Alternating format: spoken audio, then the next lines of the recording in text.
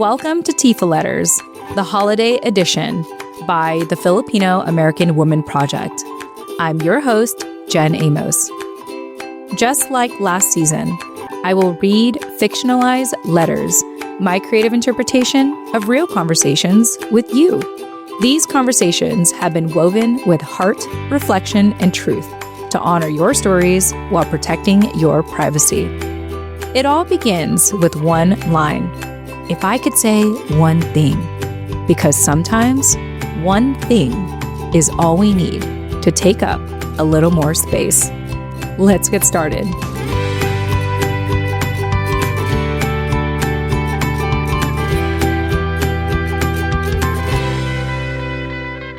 If I could say one thing, it's this. I never had a fighting chance against bullies. I'm sitting around a bonfire with my dear friends. It's the fall season, and it's our quarterly meetup where we all get together to relax and catch up. We're casually going around, updating each other on our lives in the last couple of months. And for some of us that couldn't make the last quarterly meetup, we update each other even more. Most of the time at our quarterly meetups, it's the same friends that I've known for years. And sometimes one of us invites a new friend. Tonight was one of those nights. One of my friends arrives at Filipino time, or what they say, fashionably late. Go figure. Next to our friend is a new friend. Hey everyone, sorry I'm late. I know, but this is Ellie. Everyone looks at the new girl and says hello. We all dutifully get up and go around introducing ourselves till it gets to me. Hey Ellie, my name is also Ellie, I say to her.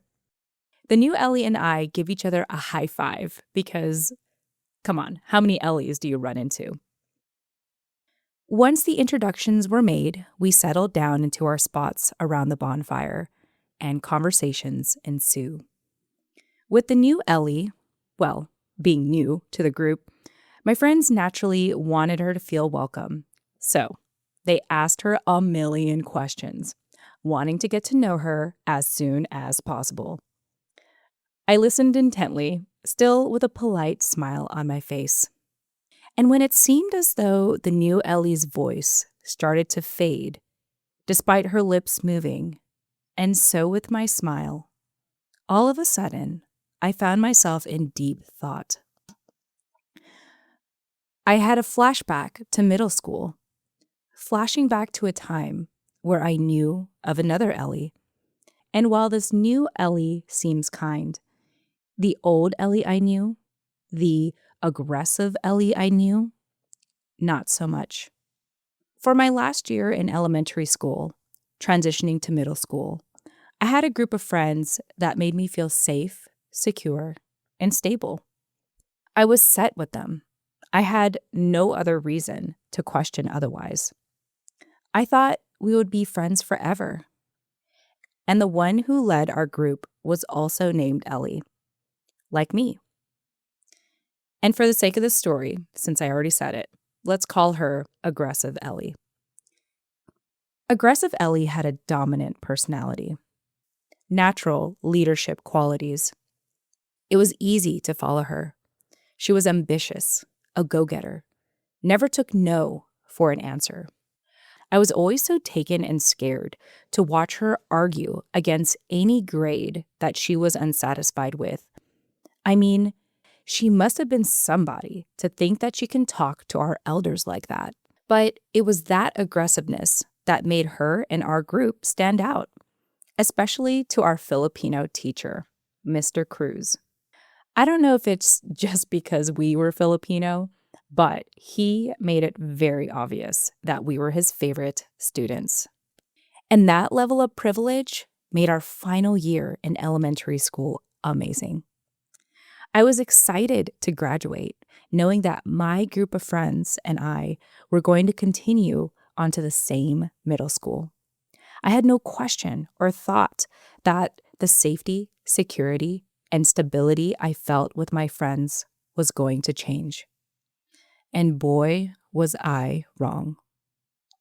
The first couple of months in middle school, we stayed together as a group. We had the same bench we would always meet at during lunch hour. It was routine, and I was very comfortable with it. But little did I realize that there was some rift happening amongst my group of friends. I didn't know that there was an issue festering in the background that started to grow larger and larger between aggressive Ellie and another one of our friends. To the point that aggressive Ellie announced to our group of friends one day at lunch hour that she no longer wanted to keep the group going. She wanted to disband the group, and she felt it was time to join another group. Now, I didn't know this at the time, so I assumed that she was breaking up our group of friends because of me. I assumed she didn't want to be my friend anymore. And unfortunately, later, I found out that it had nothing to do with me. I just happened to be caught in the crossfires. But I also sped up the breakup of our friend group when I sent an email to my friends expressing how upset I was with this breakup. Aggressive Ellie got the final confirmation she needed to move on. Luckily, one of my friends in the group decided to stay with me, but I'll get to Leah in a little bit. Even though we were already months into middle school, our 6th grade teacher, Mr. Cruz, still kept tabs on all of us. Again, he was not our teacher anymore, but he became a surrogate older brother, a Kuya Cruz. So much that he was so devastated to hear about our group breaking up that he decided to host an intervention. And he decided to host the intervention in his classroom, the same classroom where we all were teachers' pet. I remember the day when Leah and I were on our way to the intervention. Aggressive Ellie and our friends were there waiting for us to arrive. Leah and I stood across the street of our old elementary school, and we looked at each other and decided we're not going to cross that street. We're not going to go to that intervention. We don't need to be part of that drama. In hindsight, I was conflict avoidant, so I was more than happy to agree with Leah when she proposed to ditch the intervention altogether. While Mr. Cruz was able to help aggressive Ellie and the other girls reconcile, Leah and I stuck together for days and weeks to come. We were best friends. We would hang out with each other at lunch hour, and we'd even come over to each other's houses.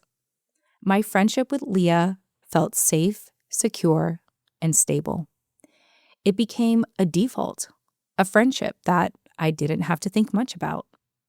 One day, Leah and I were walking to school together when she asked me, "Ellie, are you only hanging out with me because I'm your only friend?" That moment gave me pause. I even stopped walking. I was completely caught off guard. I was not expecting this kind of conversation to come up right before school started. I couldn't even find the words. I didn't know how to respond. Wait, what, Leah?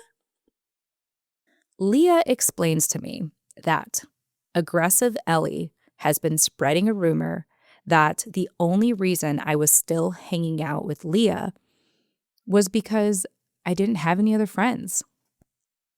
And that also meant that aggressive Ellie and Leah still stayed in touch. I had no idea. I thought it was Leah and I was safe, secure, and stable. She was part of my life. I didn't question it. I never thought to challenge our friendship or think much about it till this very moment. And in that very moment, I started to cry. No, Leah, you're my friend.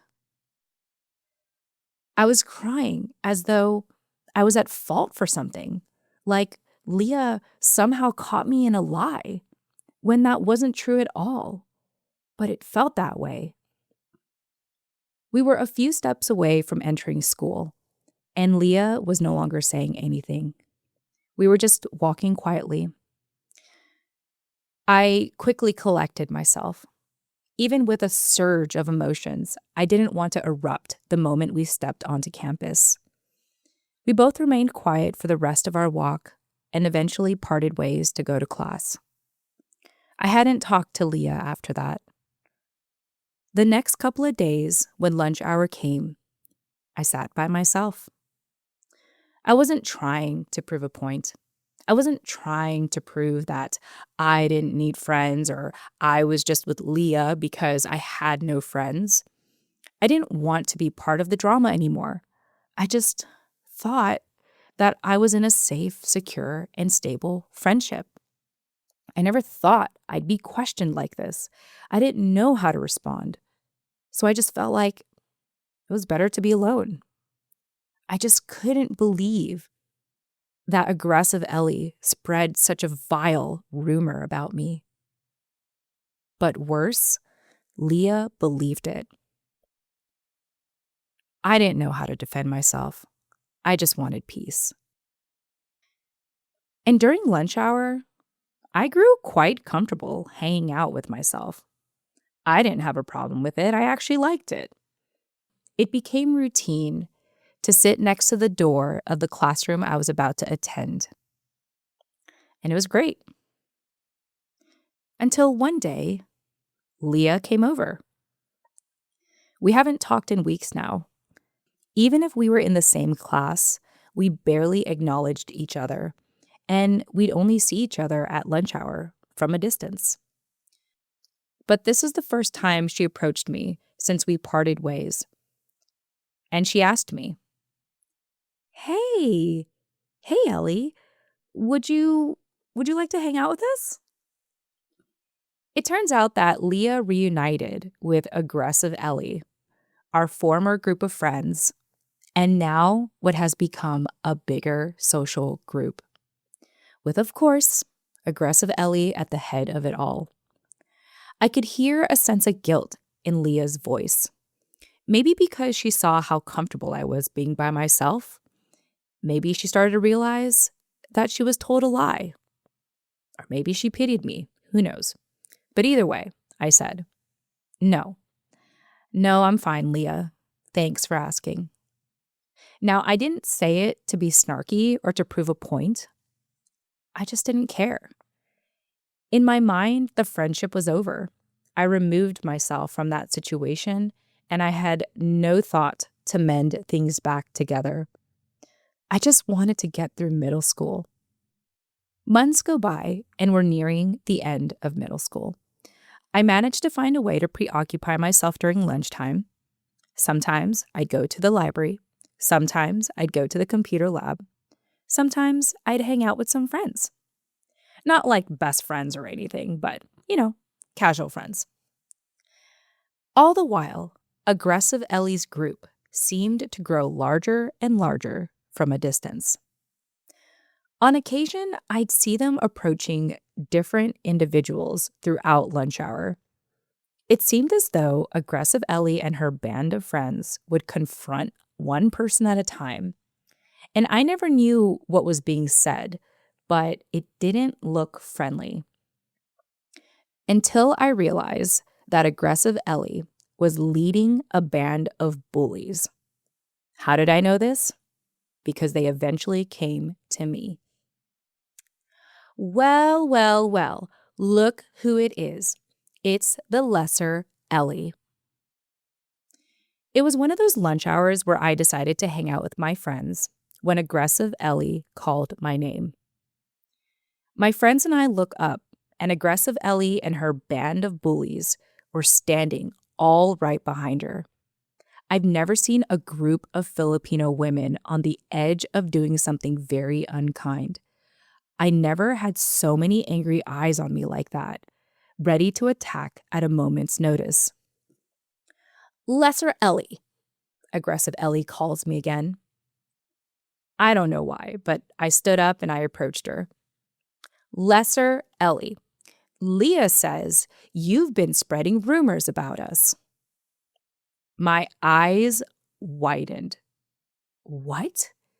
Did Leah share things that I said to her? Things that I thought were for us and us only? Lesser Ellie, you need to stop spreading rumors about me and my girls and anyone we're dating. Dating? Are we old enough to date now?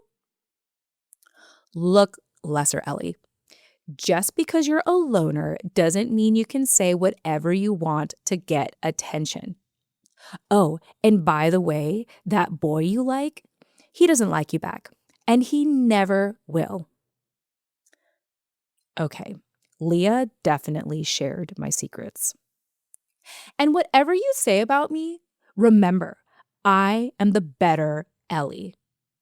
I heard some of the girls behind her, ooh. Quite honestly, I was in pure shock. I was frozen.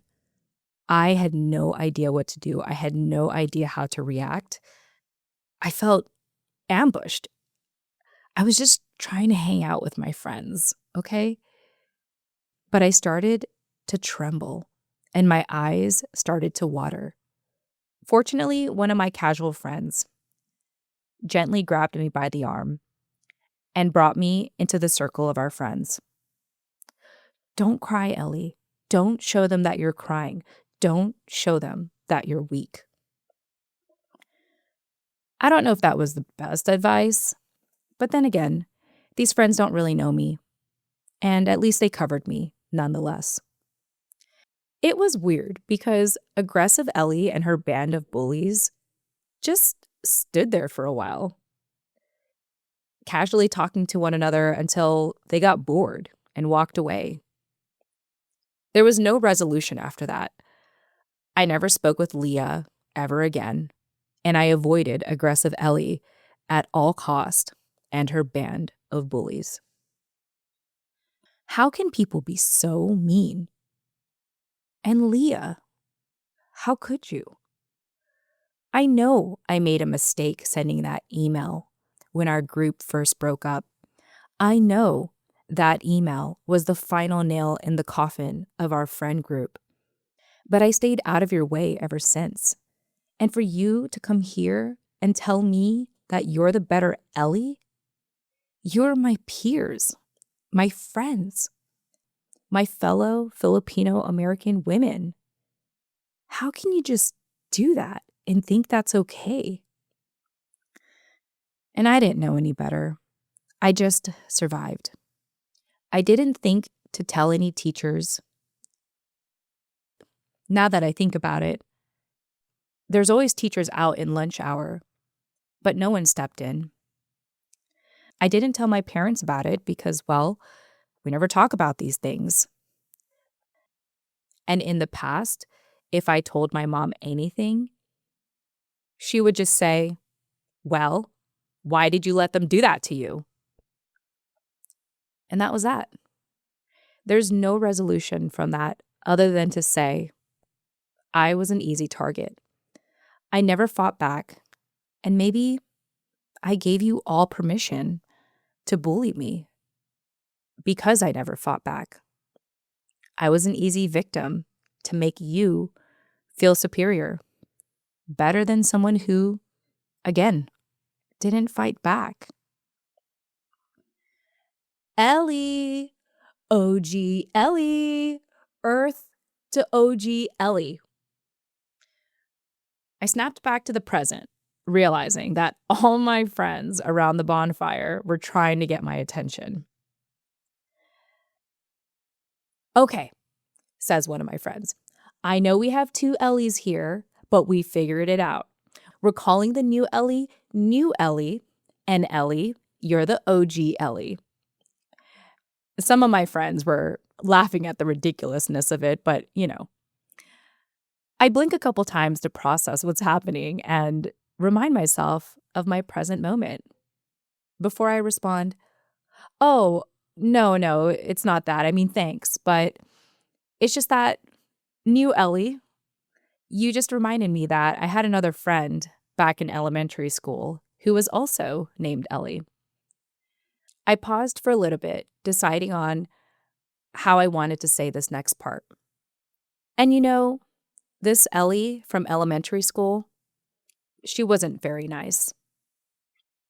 Of course, all my friends sat up straight, leaned in forward, very curious, being the chismosas that they are, lean in and say, "No way, tell us more."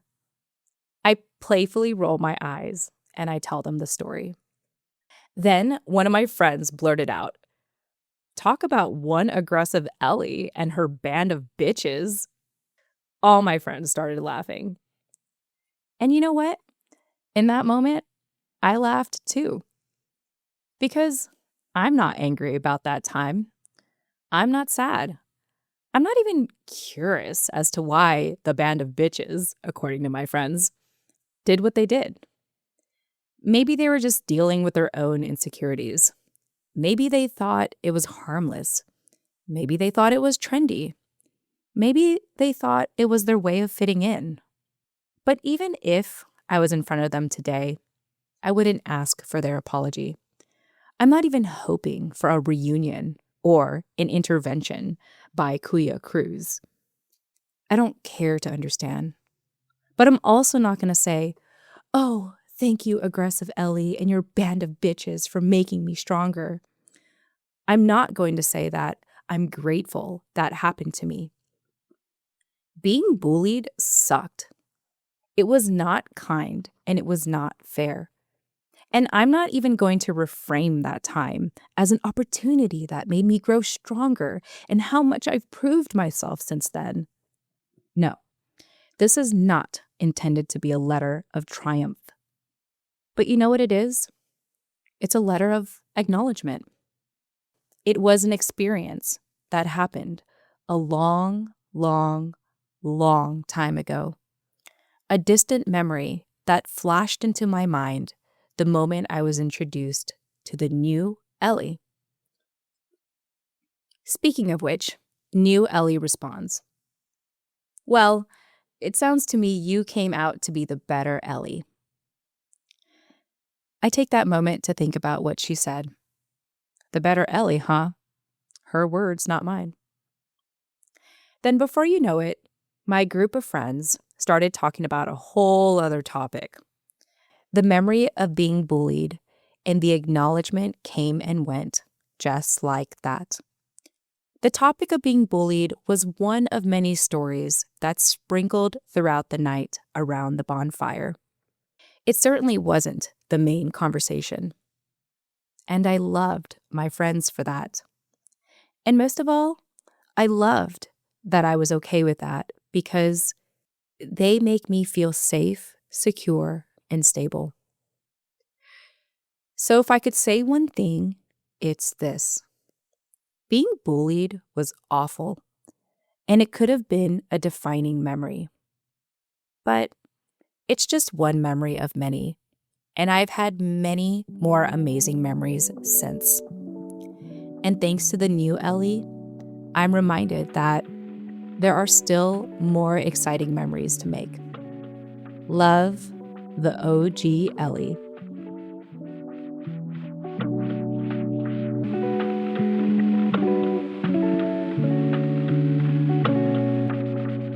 If you could reflect on one thing, it's this. Which memories define you or don't define you any longer?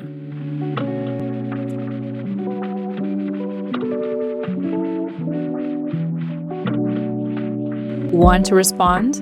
You can reply today at tfaletters.com. That's TFAW as in the Filipino American woman, letters as in plural.com. tfaletters.com. Or better yet, write your own letter. Submissions are now open. You can include your name or stay completely anonymous. So, if you could say one thing, what would it be? Subscribe for free today at tifaletters.com and follow the steps in the welcome email to submit your letter. I hope to read yours in the upcoming fall season.